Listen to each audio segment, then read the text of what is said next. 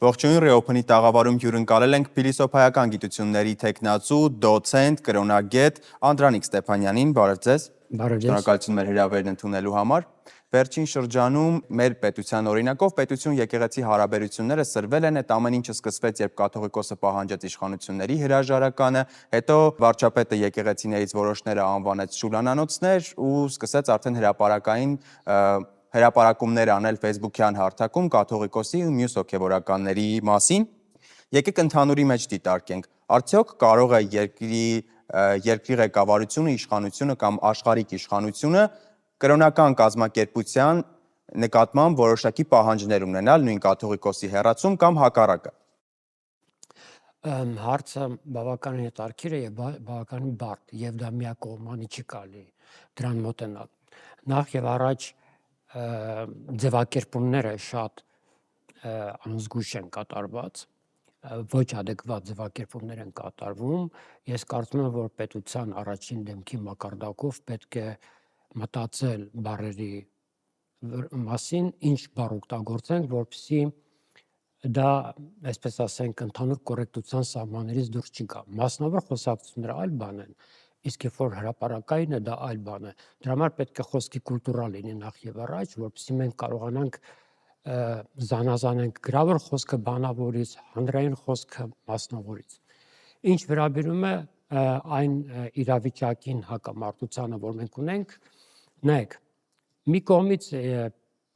պետք է մենք հաշվի առնենք մի շատ կարևոր բան։ Հայաստանի Հանրապետությունը աշխարհիկ երկիր է, որտեղ պետություն եկեղեցին անջատված են իրարից, թեև վերջին շրջանում,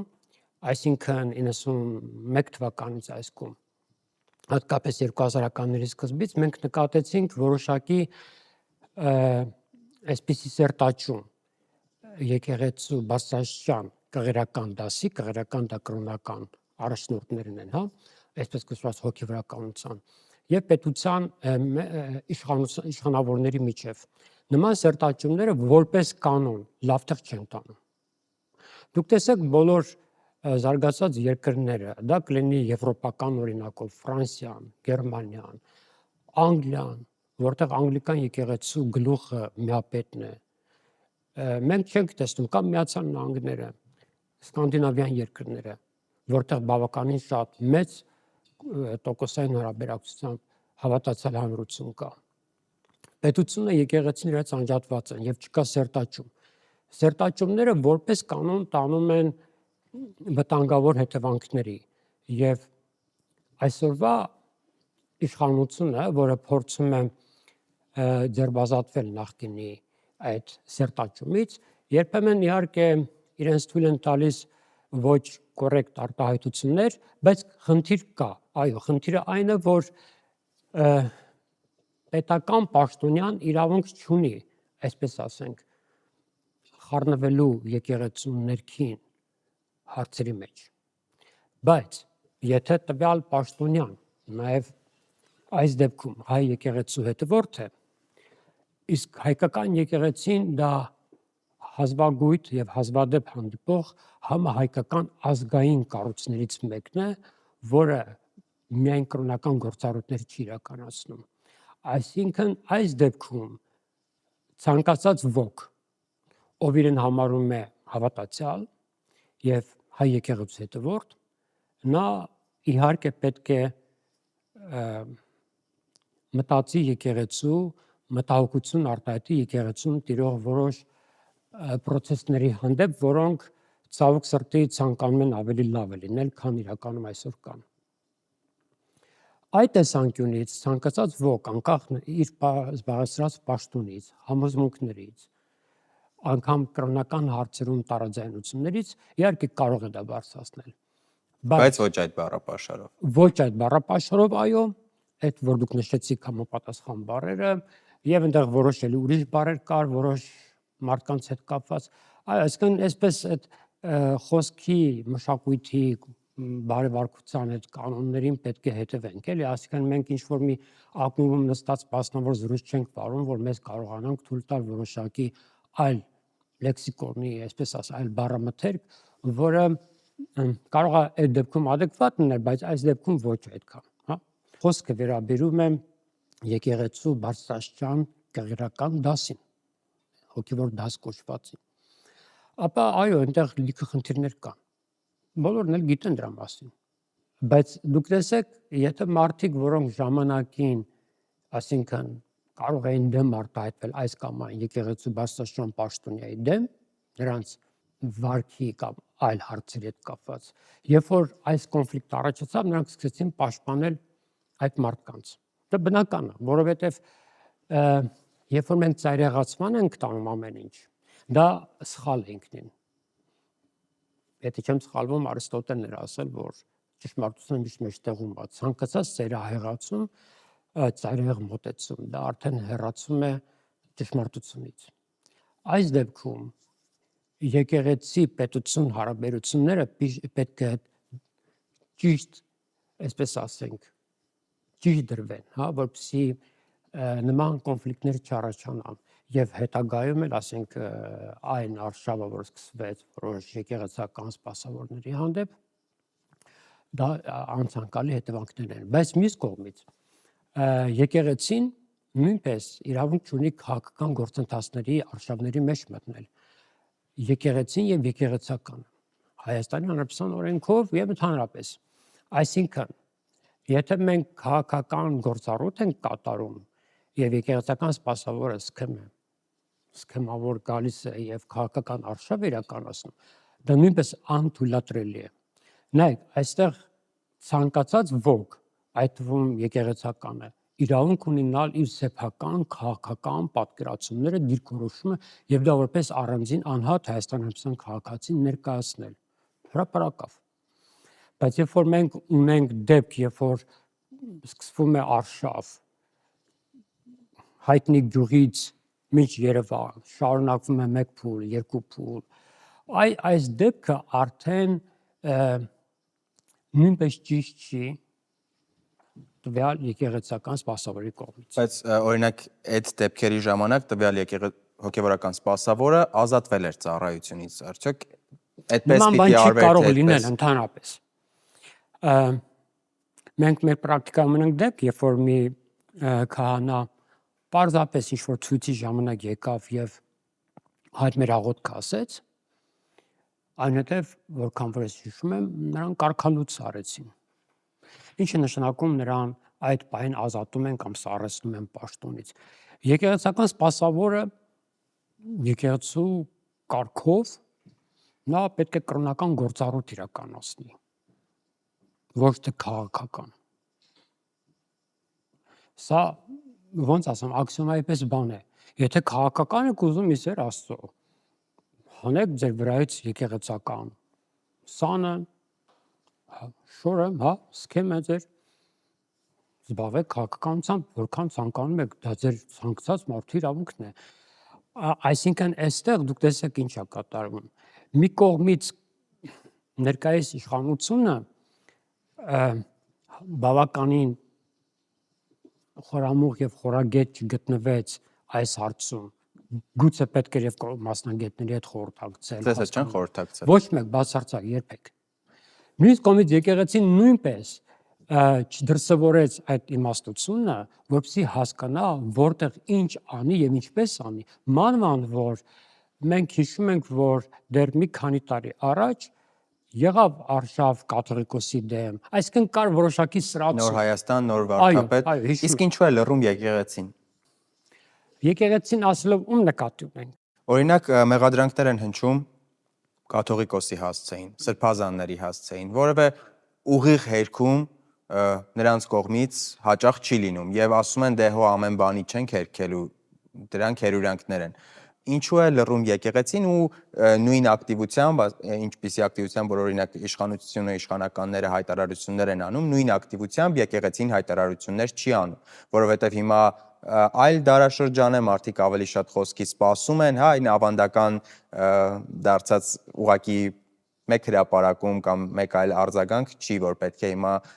բավարարեն հասարակությանը դրանով, ինչու է լռում եկեղեցին։ Գիտեք ոնց այդ հարցը կարող եք արդեն տալ համապատասխան եկեղեցական սպասավորներին եւ իրենք պատասխանեն ինչու են լռում։ Ես չեմ կարող որևէ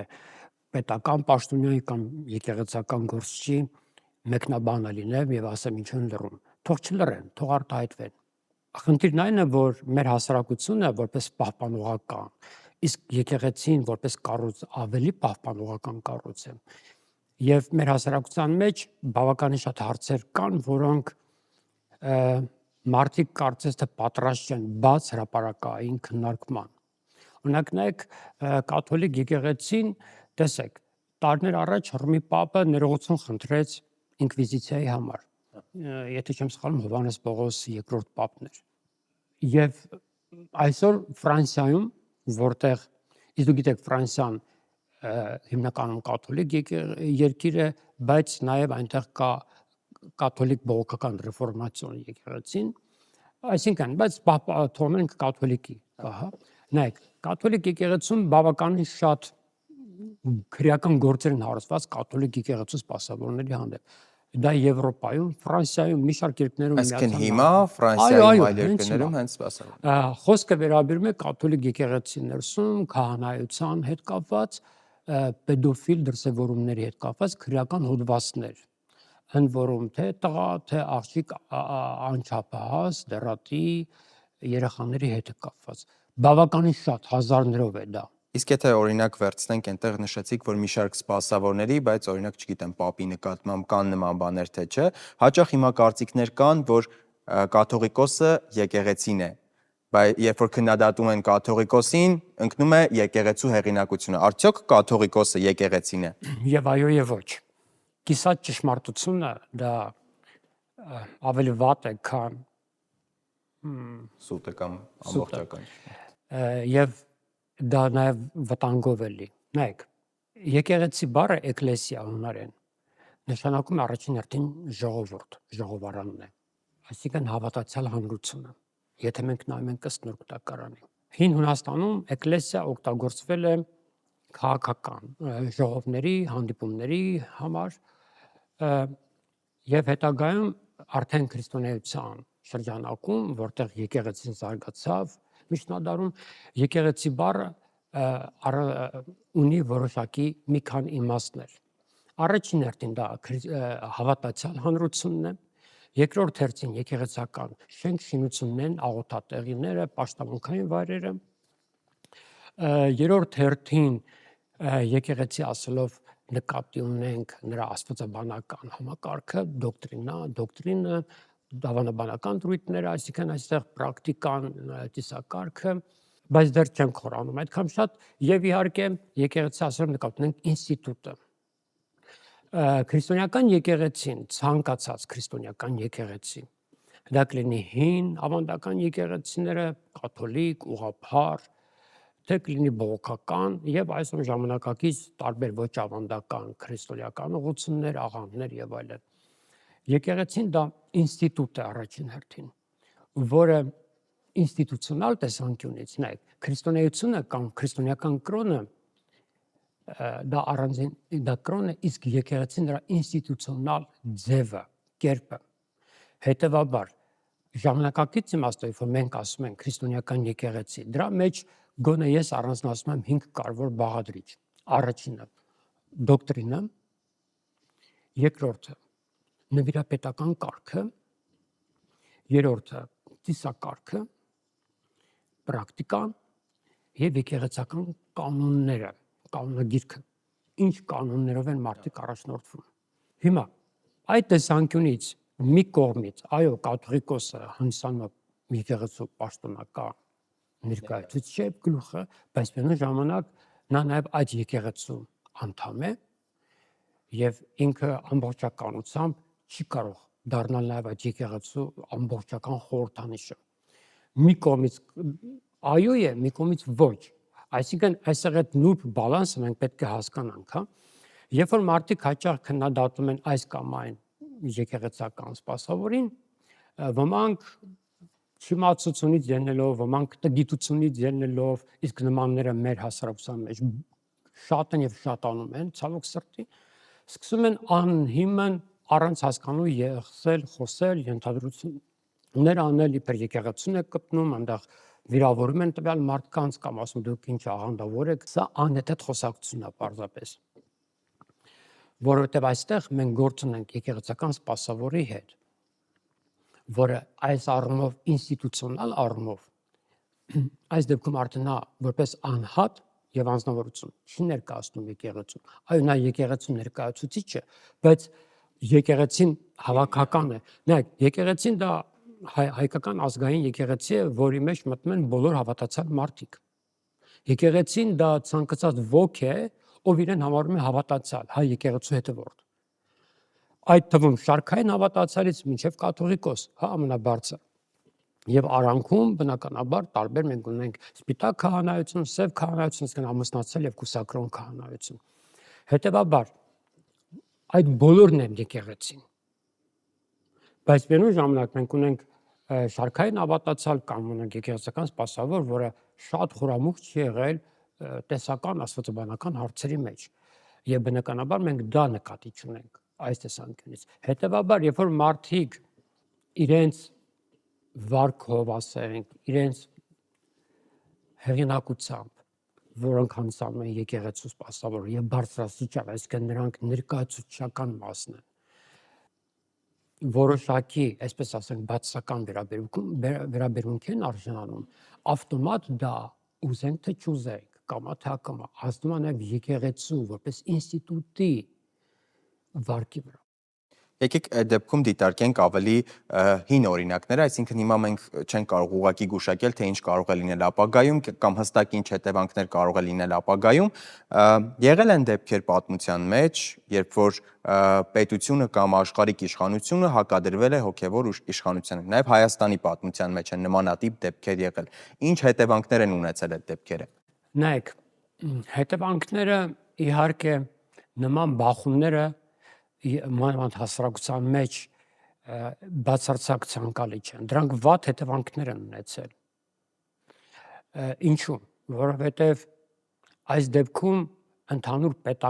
պետության, ժողովրդի միասնականության վրա ազդում։ Մենք պետք է հասկանանք, որ մենք ունենք առաջին հերթին պետականություն, դա առաջին տեղում է։ Հետո մնացածը։ Այսինքն այդ դեպքում իմ համար առաջին հերթին հայոց պետականությունն է, հետո եկեղեցի մնացած ինստիտուտները։ Առաջինը հայոց պետականությունն է։ Կարող է պետական պաշտոնյան սխալվել, միանշանակ։ Կարող է եկեղեցական սպասավորը սխալվել, միանշանակ, ով ասել ոչ։ Նման մարդ չկա անսխալական։ Հետևաբար, տեսեք, մենք ունենք դեպք նույն Պապ Թագավորի շրջանում, երբ որ եկեղեցին իր գործներ առաջ տանում, որտեղ մենք տեսնում ենք բավականին շատ մարդկանց, որոնք դառնում էին կղերական, լինելով երիտասարդ նա թագավոր եւ 4-րդ դարի վերջ, բայց դու գիտեք նա այնպիսի ռեֆորմներ արեց, որոնք Եվրոպայում 18-րդ դարի վերջ, 19-րդ դարի սկզբում նոր սկսեցին անել։ Դա այն տեսլականն էր, որ այդ երիտասարդ թագավորը տեսնում էր, որտեղ նա պետականամետ գործիչ էր, բայց որևէ դուր չեկավ, ցավոք, եկեղեցու։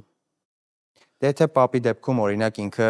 որոշակի արտոնություններից զրկեց եկեղեցուն, ռեֆորմները ուղղված էին հիմնականում դրան, եթե հիմա դիտարկենք մեր օրինակով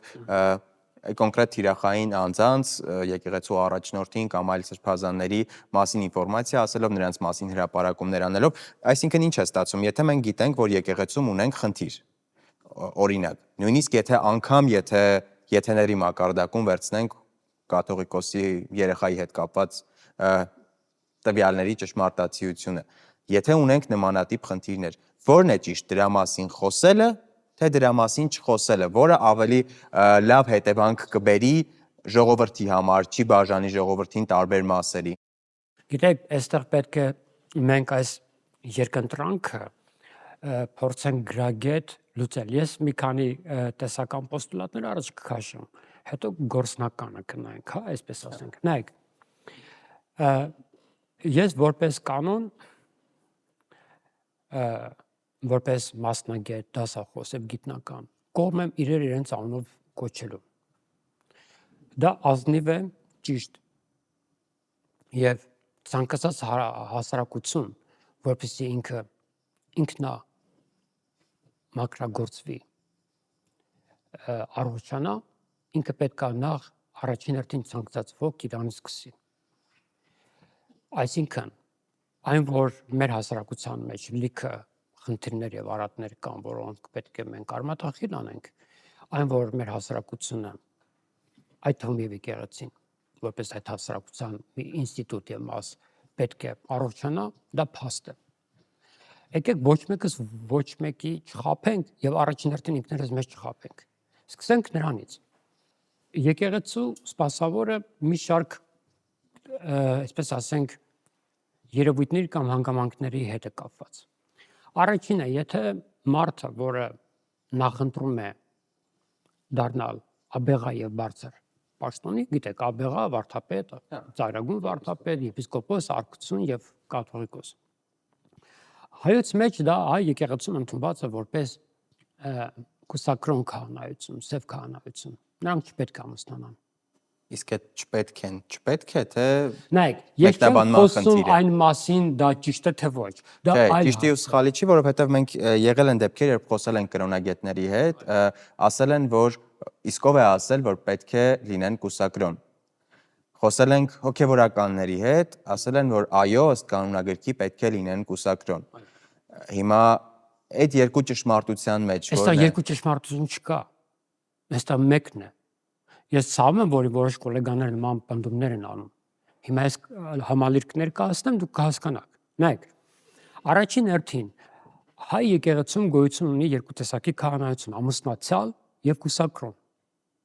Ամուսնացյալ քահանան դառնում է ավագ քահանա, հոգևոր հովիվ եւ դրանով սահմանափակվում է իր կրոնական հոգևոր կարիերան, կոչումների առումով։ Կուսակրոն քահանայությունը սկսում է աբեղայից եւ բարձրանում է միշտ եւ նրանք ապրում են Էջմիածնի վանական համալիրում կամ այլ վանական համալիրներում եւ իրենց ողջ կյանքը նվիրում են եկեղեցուն, Աստծուն, սպասավորությանը։ Եվ այստեղ պետք է նայենք այս հարցին մի քանի տեսանկյունից։ Առաջին հերթին նայում ենք կանոնական տեսանկյունից, եկեղեցու կանոնական նորմերի տեսանկյունից եւ ճիշտ են այդ քահաները, այո, որ հայ եկեղեցու 6-րդ դարի վերջից սկսած ընդունվել է այդ մոտեցումը, որ աբեղայից սկսած բարձրաստիճան կրոնական դասը, կղերական դասը, այսինքն դեպքում պետք է լինի չամուսնացած։ Ճիշտ է դա թե սխալ, դա հիմա չենք քննարկում։ Դա ընդունված է։ Կարգն է։ Եթե ինձ հարցնեք, ես կողմ եմ, որպեսզի կուսակրոնության արգելքը հանվի, այդ երթումը հանվի։ Միանշանակ, որովհետև այդ մարդիկ նորմալ մարդիկ են, տղամարդ են, ուզում են ընտանիք ստեղծեն, դա շատ բնական եւ նորմալ։ Աննորմալը որ չեն չուզենա, հա, այս դեպքում։ Այլ բան է թե մարդու սեփական որոշումն է, բայց եթե եկեղեցում մենք չենք խոսում հիմա որն է ճիշտ, մենք ասում ենք ինչ կա, ինչ որ կա կանոններից, այո, եկեղեցու կանոնակարգի տեսանկյունից մենք ունենք ամուսնացյալ եւ կուսակրոն քահանայություն։ Հետևաբար, եթե կուսակրոն քահանայության ներկայացուցիչը աբեղայից մինչև կաթողիկոս, հա, այսպես ասենք, նու կաթողիկոսը պաշտոն է կոչում չի, մինչև արքիեպիսկոպոս, թեև արքն էլ դա վաստակ է, մինչև եպիսկոպոս ասենք, հա, մենք ունենք, ապա նրանք գիտեն, որ իրենք ուխտ են տվել երթում կուսակրոնության։ Եթե ես հիմա չեմ անձնավորեցնում, որևէ մեկի վրա չեմ տարածում, ես կարգն եմ ասում, ես ասում եմ տեսական, ինչպես պետք է լինի։ Եթե որևէ քահանա այդ կարգը խախտում է, նա առաջին հերթին խախտում է եկեղեցական կարգը։ Իսկ ինչա լինում նման դեպքում, հա, օրինակ կարող է ապաշխարել ու շարունակել իր գործունեությունը։ Այդ արդեն եկեղեցու կարգապահական խորհուրդն է որոշում։ Նրան տալիս են շանս դա անելու, այսինքն ապաշխարելու, հետ գալու, թե ուղղակի կարգալուց են անում։ Մենք ունենք դեպք, երբ որ ունեցել ենք Վազգեն առաջին կաթողիկոսի օրոք, ես հիմա անունը չեմ տա այդ մարդու, որը եղել է բարձրաստիճան վարդապետը, ծառայագույն վարդապետ, նա դիմել է կաթողիկոսին, նա կարգալուց է արել, հետո կարգել է նրան որպես քահանա եւ նա ամուսնացել է։ Այո, այդպիսի պրակտիկա կա։ Եթե չեմ սխալվում, հիմա էլ կա, երբ որ հոգևորականներից մեկի հետ խոսում էինք, նշեց, որ կա մի հոգևորական, եթե չեմ սխալվում, որը հիմա վարդապետ է սակայն ամուսնացած է եղել, ունեցել է ընտանիք, հետո Հետո հրաժարվել է ընտանիքից Այո։ եւ շարունակել է արդեն հիմա վարդապետ է, եթե չեմ Այն սխալվում, մարդու մասին, որ ես խոսում եմ, նա էլ է նույն կերպ վարվել։ Բայց դա նույնպես ճիշտ պրակտիկա չի, եկեք ազնիվ լինենք։ Բայց գոնե եկեղեցական կարգի տեսանկյունից, կանոնակարգի, այո, ընդունել է, նա օրենք չի խախտել։ Ցանկալի չի նման բան անել, հա, բայց ամեն դեպքում եկեղեցական կանոնակարգի տեսանկյունից այդ մարդը ոչինչ չի խախտել։ Մյուս ազնիվ է այո, ներկայացրել է ազնիվ կարգապահական ներկայացրել է, հանձնաժողովը քննել։ Այո, ինչու է նա բաժանվել, արդեն դա իր անձնական գործն է, մենք չենք խորանում, դա իր գործն է։ Փաստը որ բաժանվել է։ Այո, մյուս կողմից, աստվածաբանական տեսանկյունից նման հարցը որակում ունի, դա մեղք է։ Եվ այսօր մենք նաև պետք է անդրադառնանք բարոյական կողմին։ Բարոյական կողմին եկեք այսպես ասեմ, որ հանկարծ որը մեկը ինչ սխալ չհասկանա։ Ես չեմ մանևրում բարոյական եւ ոչ անբարոյական։ Չէ, դրա մասին խոսք չի գնում։ Եթե որևէ մեկ երկյանքում կին կա, որի հետ նա սեր անում, դա երբեք ես նման կերպ չեմ կարող որակել։ Այստեղ բարոյականը նկատում եմ, որ տվյալ անձը նախ եւ առաջ խաբում է իրեն, խաբում է եկեղեցուն եւ ժողովրդին եւ ազնիվ չի։ Այս կատեգորիայի շրջանակում ոչ թե որ նրա անձնական այդ նեղ ինտիմ դիտարկում ենք բացառապես իր ու այո, ժողովրդի եկեղեցու ես դա չեմ հարաբերությունները, որակում որպես անբարոյական, նորից եմ ասում, նման որակում չկա, բայց բարոյականը նկատում եմ այս տեսանկյունից։ Եթե նա ասենք կա մարդ, որ այդ հակուն է դառնում, այդ դեպքում ճիշտ չի։ Մյուս խնդիրը, որ մենք ունենք եւ որև կաթոլիկ եկեղեցում կա, երբ որ բարձրաստիճան եկեղեցական դասը հովանավորչություն է անում, այսինքն մարդիկ իմանում են, որ այս կամ այն եպիսկոպոսը կամ վարդապետը իր կյանքում որևէ մեկին ունի, բայց լռում են դրա մասին։ Մարդկային տեսանկյունից, կոլեգիալ տեսանկյունից, ընկերական տեսանկյունից շատ մտերիմ են։ Իսկ այդ օրինակ կրոնական գիտակցումը իրենց չի մղում դա ասելու, որովհետև իրենք իմ կարծիքով ամեն դեպքում ամենամտերիմը պիտի լինեին, հա, հոգևորի հետ։ Բնականաբար, գուցե ոմանք ասում են, ոմանք չեն ասում, ես չեմ կարող իմանալ, ասենք այդ մարդիկ իրենց եղբայրների հետ, հա, վարդապետների, մյուսների հետ ինչ հարաբերություններ ունեն եւ իրանք իրար հետ ինչ քննարկումներ են ունենում նման հարցերի վերաբերյալ, հա, նման նուրբ հարցերի վերաբերյալ։ Կարող է մեկը դեմ արտահայտվել, անգամ ասել ապաշխարի, դարձյարի, այն մյուսը ասել լավ ես անում, ես էլ եմ այդպես անում։ Ես չեմ կարող ասել։ Ես ինձ չեմ կարող որևէ իրավունք վերապահել, մտնել այդ ոլորտի մեջ եւ ինչ-որ բան ասել, եթե ես տեղակ չեմ, ինչ խոսակցություն մարդիկ ունեն։ Ես զուտ դες ասում եմ տեսական ոնց դա պետքա լինի։ Ուրեմն եկեղեցական կանոնակարգի տեսանկյունից, աստվածաբանական տեսանկյունից, բարոյական, բայց նորից եմ ասում, բարոյականը միայն ճշմարտությունը չասելու ազնվության հետ է կապված, հա, այն մյուսով դրա մասին խոսք չի գնում, ես դա նկատել չունեմ եւ իհարկե ամբողջացնելով այս ամեն ինչը, երբ որ եկեղեցական սպասավորը հանդիսանում է որոշակի խորհրդանիշ հավատացյալ հանրության համար, այս դեպքում արդեն սա դառնում է, սա կոնֆլիկտ է ստեղծում։ Սա մի կողմից, մյուս կողմը արդեն կլինի այն արձագանքը, որը պետությունը ունի։ Ну, պետությունը ասելով ներկայիս իշխանությունը։ Ինչ պետք է ինքը անել։ Ինքը նախ ասեմ շատ հարցերում ճիշտ չի արվել։ Եթե կա կոնֆլիկտ ռեալ, որ դու ունես ապացուցողական նյութ, իսկ դա այսօրվա պայմաններում գիտեք, որ շատ դյուրին գործ է, ուղղակի մի կառույցի ասում եք եւ նա բոլորը դες կարող է տրամադրել ամեն ինչ, հա։ Այդ դեպքում ինչ է օրինակ երկրի առաջնորդը, աշխարհիկ առաջնորդը ասում թող օրինակ կաթողիկոսը դատի տա եւ ապացուցի դա ինձ, այսինքն չունի այդ փաստերը, թե ինչի հետևանքա դա նմանատիպ կաթողիկոսին դատի տալու հետ կապված։ Գիտեք ոնց, այստեղ հենց ամբողջությամբ այս ամբողջ երևույթը անառողջ է ինքը։ Եթե ունես կոնկրետ փաստ հարգելիս, ունես կոնկրետ առարկայական փաստ, կաթողիկոսի կամ որևէ եկեղեցական եպիսկոպոսի կամ որևէ պաշտոնյայի հանդեպ։ Մարդ ուղարկեք, գնացեք, այս մարդկանց ասեն հարգելիս, կամ դու դա թողնում ես, կամ էլ հրաժարական ես տալիս։ Ոչ թե այսպիսի կոնֆլիկտ են սարքում, հրապարակային հնչողություն տալիս, սրում իրավիճակը առանց այն պայմաններում, երբ որ մենք ունեցել ենք 2020 թվականից հետո իրավիճակ, 2023-ից հետո, երբ որ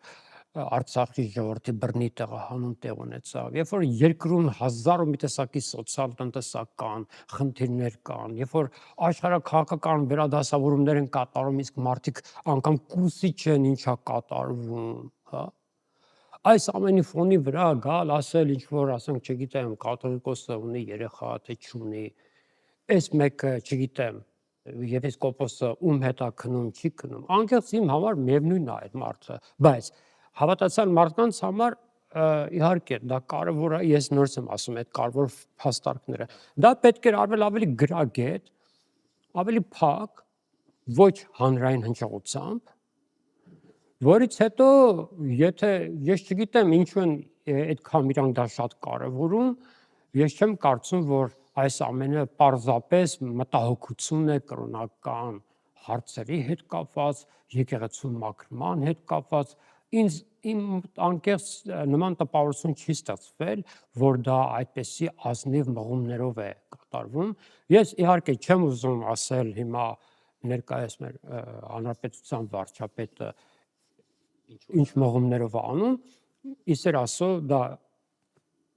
իրան կարող եք հարցնել, ես չեմ ուզում դա մեկնաբանել որևէ կերպ, բայց ամեն դեպքում ես կարծում եմ, որ դա կարելի էր այլ կերպ անել։ Այդ մասկ շոուն, ածեմ, բան, գնալ, մտնել, այսպես, անգամ մյուս դեպքերում հասկանում եք, բացարձակ տգեղ է այդ մարդկանց այդպես թեբեր ոլորել, կրացնել, տանել, ասենք, եթե մարդը չի դիմադրում, դրա իմաստը ո՞րն է, ասեք, ինչ շոուի է, ընդհանրապես ես չեմ հասկանում սա։ Ասենք, քաղաքակիրթ երկրներում ոչ միտեղ չեք տեսնել, ասենք, բացառությամբ որոշ երկրներում նույնիսկ Ռուսաստանում մեկ են անում։ Ասենք, կարելի է, չէ, եթե մենք ուզում ենք ինչ-որ բան որդեգրենք, ավելի լավ երկրի մոդել է, եթե մենք ուզում ենք քաղաքակիրթ Երևան։ Այս մասկ շոուները ամեն ինչը լավ տեղ չի տանում եւ դա բացական արձագանք է տալիս, ասեմ ես։ Անկամ այն մարդկանց մոտ, ովքեր իրենց համարում են աթեիստ եւ ընդհանրապես կրոնամերժ, անկրոնական, որոնք ընդհանրապես չեն խառնվել այս հարցերում, չեզոք են կամ ընդհանրապես աթեիստ եւ կրոնամերժ մարդ են, նրանք եկեղեցու կողքն են այս դեպքում կանում։ Ինչու, որտեվ իրավիճակը արդար չի, հասկանում եք, արդարացի չի այդ լուծումները, սա է ամբողջ խնդիրը։ Հետո օրինակ որոշակի հայտարարություններ են հնչում, եկեղեցականներից որոշներին ասում են KGB-ի գործակալ, ասում են, որ եկեղեցին դարձել է առևտրի հարթակ, այսինքն եթե կաթողիկոսի երեխա ունենալու մասով մենք կարող ենք դա դիտարկել միայն բարոյական տեսանկյունից, Չէ, բարոյական չի կարող դա դիտարկել, դա կանոնակարգի, որտեղ կաթողիկոսը եթե ժողովրդին խաբելու կամ ավելի ճիշտը չասելու, այդ տեսանկյունից դիտարկենք միայն։ Որտեղ եթե նա ընտանիք ունի երեխա ունի, դες դա անբարոյական ոչինչ չեմ տեսնում։ Չէ, իր անձի հետ կապված չէ, այլ էլի ժողովրդի, ինչպես խոսեցինք, ժողովրդի եկեղեցու նկատմամբ, թե չէ լրիվ այդտեղ բարոյականության հարց ընդհանրապես չկա այդ մասով։ Այն կոնտեքստում, որ ազնիվ լինել եւ ասել։ Ազնիվ լինել եկեղեցու եւ հոգեվոր հոտի նկատմամբ, այս նշվածներում, որ եկեղեցին դարձել է առևտրի հարթակ կամ եկեղեցում կան KGB-ի գործականներ, կոնկրետ քրեական հոդվածներ են։ Ու եթե կան դրա առերևույթ փաստերը, իրենց նկատմամբ քրեական գործեր չեն հարուցվում։ Բայց քրեական գործեր այս պահին հոգևորականներից մի քանիսի նկատմամբ հարուցված կան ամեն դեպքում 3 սրբազանի եկեղեցին այս պարագայում, երբ որ իր սպասավորների նկատմամբ կան քրեական գործեր տարբեր պատճառներով, նույնիսկ կալանավորվում են առանց այլ խափանման միջոցի, այսինքն եթե կարող են խափանման միջոցը լինել տնային կալան կամ բացակայելու արգել, միանգամից կալանավորվում են շատերի դեպքում, ինչ կարող է անել եկեղեցին որպես կրոնական կառույց, հա, պետության մեջ։ Նայեք, այստեղ իրավիճակը բավականին բարդ է։ Սա մի հարց է, որը Հայաստանի Հանրապետության ողջ ուժային եւ իրավապահ համակարգին է նաեւ վերաբերում։ Եթե ասենք վարչապետը ունի կասկած, ասենք որ KGB-ի գործակալ է, դա ճշտել է, հասկանում եք, չէ՞։ Մեկից մեկ շատ հեշտ է։ Հասարակության մեջ մենք կարող ենք ճշմարտությունը այնպես ասել, որ դա դեզինֆորմացիա պարունակի։ Օրինակ հին Հունաստանում կար մի այսպիսի մի հետարքիր դեպք, այդ սոփեստության կոնտեքստում մեկը մյուսին հարցնում է դադարել ես հորդ ծեծելուց։ Եթե ասի այո, նշանակում է ծեծել էր, եթե չէ, նշանակում է դեռ շարունակում է։ Այսինքն դուք հասկանում եք նման հարցերը, որոնք այո ոչ են պարունակում, որքան վտանգավոր են։ Ես մի դեպք գիտեմ, որ իմ դասախոսը պատմեց, ասում է մի նավաստի մի օր հերթապահության էր եւ ինքը տանել չէր կարողանում նավի կապիտանին։ Հերթապահությունը Ֆրանսիայում հաջորդ օր առավոտյան 9-ին գրանցիա մատցանում որոշակի նշումներ անում, նշումների մեջ նաեւ նշում է, որ այսօր կապիտանը սթափ էր։ Ճիշտ է ասել, այո, բայց ասվածից ինչ է դառնում, որ մյուս օրերին սթափ չէր։ Այո, խմած կամ հարբած էր։ Այսինքն, եթե մենք մի բան պետք է ասենք, եթե կասկած կարող ենք, նախ դա հանրային պետք չի անել։ Եթե հանրայնացվում է կասկած, մենք պետք է ամեն դեպքում հիշենք անմեղության կանխավարկածը։ Եթե ասվում է մի բան եւ դա չի ստուգվում, շատ վատ է։ Ուրեմն դա պետք է ստուգվի, որից հետո ասենք, այո, կներեք, ես սխալվել եմ, իսկ եթե այդպես է, միջոցներ ձեռնարկեն։ Նույնը քրեական գործերի հետ կապված, հա։ Եթե տվյալ մարդը մասնակցություն ունի մեղսունակ է այդ հարցում, կոնկրետ թող քննեն քննչական կոմիտեն եւ ասեն, այո, այս մարդը կոնկրետ այս հոդվածներով մեղավոր է եւ ապացուցողական հենք ունենան դրա համար։ Ոչ թե որովհետեւ ինձ ինչ-որ մեկը դուր չի գալիս կամ ինչ-որ, այսինքն երբ որ մենք անznային ենք վերածում ամբողջ հարցը, սա արդեն ճիշտ չի, այսպես պետական կառավարումն է դժում, այսպես դժում է եւ պետություն եկեղեցի հարաբերությունները եւ հասարակությունը եւ բացի դա տանում է պարակտման, բավականին շատ մարդիկ չունենալով ճշգրիտ ինֆորմացիա, ավել պակաս դուրս են տալիս։ Դուք օրինակ մտեք Facebook-յան հայությունը, տեսեք ինչ տխուր ողորմելի վիճակում է գտնվում, հա։ Մարդը մեկը տեսակետը արտահայտում, եթե համաձայն չեն, կարող են ասեն հարգելիս, ես ձեր հետ համաձայն չեմ, ձեր ասածը հիմնավոր չի։ Դուք տեսեք ինչ հայյանքները, վիրավորանքները մարդկանց հասցեն։ Ինչի համար։ Մարդը ընդհանրապես իր սեփական տեսակետն արտահայտել։ Համաձայն չեք, գրեք համաձայն չեմ, կամ անտեսեք ուղղակի։ Կամ անտեսեք։ Ինչու եք ընդ որում մի մասը կանայք այնպիսի հայյանքներ են տալիս, որ տղամարդիկ ուղղակի ապշած կարմերում են։ Հա, իրանք վատ են զգում, որ կանայք այսպիսի հայյանքներ են տալիս։ Ես մեկ-մեկ նայում եմ, ապշում եմ, ուղղակի ինչա կատարվում, որպեսզի նման բացասական հետևանքներ մեր հասարակության մեջ չլինեն, պետք է նման նուրբ հարցերը նրբանկատ կերպով լուծվեն առաջին հերթին, որպեսզի ոչ մի անձի հեղինակություն չստուժի։ Տեսեք, հրապարակվեց ինչ-որ մի տեսագրություն, եթե չեմ սխալվում, դիվանապետ Արշակ։ Հա, Արշակ Սրբազանի հետ կապված ենթադրյալ, բայց Արշակ Սրբազանը ասաց, որ բովանդակությունը իրականությանը չի համապատասխանում։ Հիմա տեսեք, այդ մարդը պետք է հայտարարություն անի, որ դա թիրմացություն է, դեզինֆորմացիա, սխալ է, իր հետ կապ չունի։ Դուք տեսեք ինչ է ստացվում։ Այսօր մեդիայի մեջ անպատասխանատու ինչքան մարդիկ կան, որոնք ուղղակի դնում են ինչ-որ լայքեր հավաքելու կամ ինչ-որ այդ նոր մոդայիկ բառը չէ, ինչ-որ խայպ են ասում, ինչ են ասում։ Նման բաներ կամ կարող է fake, չգիտեմ, կանալներ են, ինչ են, ալիքներ են, ինչ դրդապատճառներ անում, չգիտեմ։ Բայց դուք տեսեք, այդ մարդու հեղինակությունը տուժում է այստեղ։ Հետո նաև այսպիսի մի բան կա, սովորաբար ինֆորմացիան ավելի շատ տարածում է գտնում եւ ավելի մեծ ազդեցություն է ունենում, քան հերքումը։ Այո, որտեվ մարդիկ լսում են, հետո էլ հերքումը ինչա լինում, ճիշտ է թե սխալ է, այլ ոչ մեկ չի լսում ու դա այսպես այն ինչ ասեմ, քաղցկեղի մետաստազը պես տարածվում է հասարակության մեջ, իսկ դա ասում եմ շատ վտանգավոր է, հա։ Եթե մենք ճշմարտությունը կարող ենք այնպես մատուցել, որ դեզինֆորմացիա լինի, առավել ևս կեղծիքը տարածելը,